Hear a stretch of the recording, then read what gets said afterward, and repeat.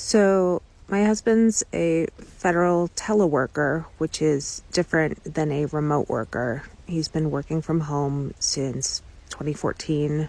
His program was signed off on by Congress.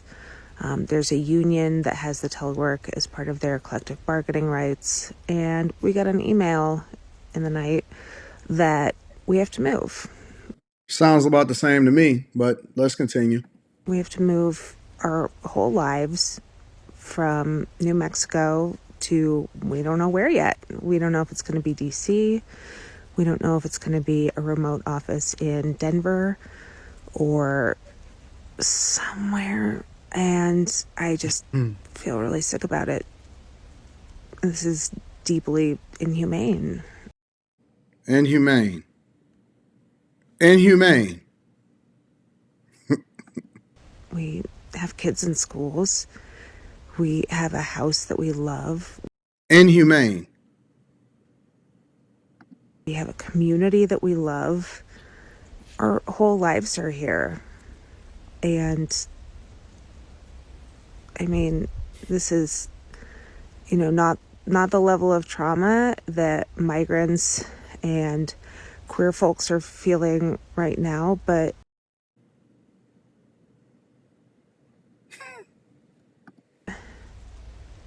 it's still trauma. It's still deeply inhumane. Yo, hold on one second, y'all. I always like to give credit to the content creators, so that link will be down in the description. Also, make sure you guys tap into the Patreon. We got Stock Club this weekend, so that's going to be fun. And then Teach Hanley, 40% off your first order, plus 20% off for life. Ladies, get it for the fellas. Fellas, don't wait for the ladies to get it for you. All of that is down in the description. But I never thought in my lifetime, and clearly this is a Kamala Harris voter. I mean, without a doubt. Kamala Harris voter, New Mexico. I think that's definitely a blue state, blue governor, all of that stuff. I never thought that I'd see in my lifetime where we see liberal white couples and white women that don't even have a job complaining about the fact that they have to move from work. I never thought that I'd see in my lifetime somebody talking about the fact that they have to transition or relocate for an opportunity and that they feel oppressed and that it's inhumane as a result of it. I know so many people, and I mean all the way from military workers to people in corporate America that have to change positions because they have to go head up a different division or, they job relocated. They plant closed down here in Detroit. I remember in 2008 all the way up until 2025.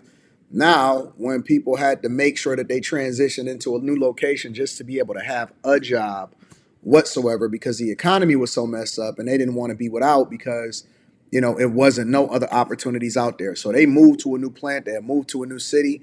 Often at times I've seen men go and work in a particular place and then send resources back home. I mean, for God's sakes, my father's father moved up from Dawson, Georgia, up to Detroit, Michigan to get a job in the plant and then sent back 6 months later for my father and, obviously his mother and stuff like that up to Detroit so that they can have opportunities. And that's just way back in the day. But this is not abnormal. It's not abnormal for people to move for positions or transition. Okay, Buttercup, I understand that you got a house. Oh, well, that means that you probably got to rent it out or you got to sell it. I understand that you got kids in school. Well, make it a new adventure and tell them you're going on a trip and they'll make new friends and they'll get new opportunities and be able to explore. And hopefully you'll even land in a red state where they can teach you something about ethics and real morals and traditional family values, and that we don't have to necessarily acknowledge queer folk because I didn't see anybody at all being oppressed as a result over the last 5 days of Trump getting in office. But the sense of spoiledness and entitlement and it's people that would kill to have a job. Layoffs has been imminent over the last 2 to 3 years. Price of groceries. You lucky to even be having a position. Your husband did it since 2014. He on almost an 11-year run of being able to work from home. Okay, let me hear the rest of what she got to say. and I don't know what we're going to do. You gonna do what you By have? the way, this is exactly how they want us to feel.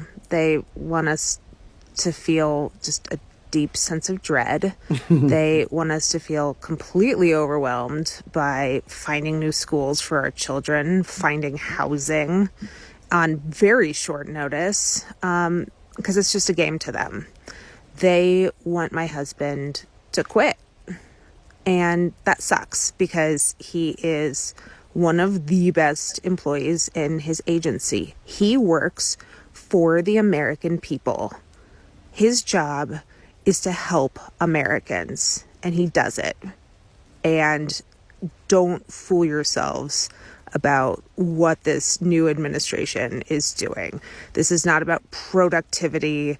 This is not about getting money back for Americans. My husband's agency is fee funded, by the way. He collects zero of your tax dollars, and he still works his ass off for all of you. Anyway, sorry, I just got really angry there for a second. Don't get angry on us, Susan. The main thing, though, is please do not look away from what is happening to American families.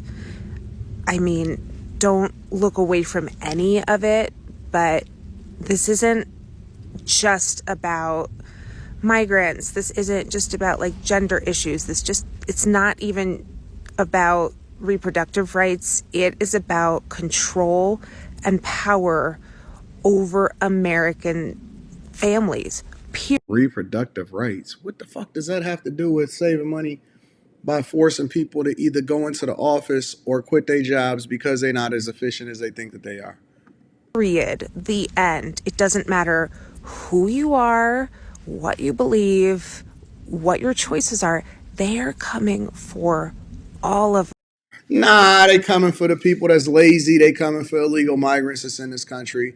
And they coming for liberal cities that continue to try to validate bad behavior. Listen, I remember back in 2008, 2007, 2008, and it was the top of the housing crisis, and I was in the middle of going back to school because in Detroit, we were one of the most affected people in the United States of America. I would have took a job, a decent paying job, anywhere at that point. Anywhere. I drove all the way to Benton Harbor from Detroit, Michigan. For those of you that do not know, that is like a 3.5, 4 hour drive. I drove like 3.5, 4 hours there and 3.5, 4 hours back. And as a matter of fact, the company that I interviewed for was Whirlpool Manufacturing. And it wasn't for a regular job, it was for an upper management job. But I drove there nonetheless. And the reason that I drove there is because I was going to do whatever it took to make sure that my family was provided for. I had a newborn child, and I had a wife, and I had bills to pay, and it was an opportunity, and I got offered the position. Thankfully, I wound up taking a different position, and I still wound up being able to stay where I was because that wasn't the only iron that I had in the fire. However, my point is that I was willing to do and take anything necessary to feed my family. I was willing to move. Before I took the position at the bank, not this last position, but the one that I wound up retiring from in 2019, I had got recruited to go and work at a job out in California. And so it was between staying here in Metro Detroit and out in California. And I went out there and I evaluated it, and I was really considering uprooting my family for that opportunity. It would have been a phenomenal opportunity for me to work out there because it was at Google. And I decided to stay here and focus on my business, and it all wound up working out for me. My point is that you do what you have to do to make sure that you feed your family, and your family is going with you, or at least that's how we look at it from a man's perspective. If her husband or the person that's in her life is telling her anything different, or if they gonna sit here and whine the whole way instead of looking at it as a glass half full mentality, and what the opportunities could be to present itself as far as them moving to another town and other opportunities and all of that stuff, and get it. Listen, I get it. People got family and friends and a normal life. But if they wasn't gearing up for this, understanding what the possibilities could be prior to the election and even after the election since November, and if they just now starting to figure out what's going on after Trump had already said that he was creating a Department of Government Efficiency and everybody was going back into the office, and you just now getting your life together, then that's on you. But people have to move all the time for their jobs. I don't feel sorry for her. I never thought I'd get to the point in my life where we see married, older white women complaining about having to move across wherever they got to move in order to make sure that they save their jobs or save the opportunities that come with it. But here we are, super liberals in 2025. Life is good. Make sure y'all tap into the Patreon. Link is in the description. And again, we got Stock Club this weekend. I love to hear what y'all think inside of the comments. I love y'all. I appreciate y'all. I'm going to holler at y'all later. Peace.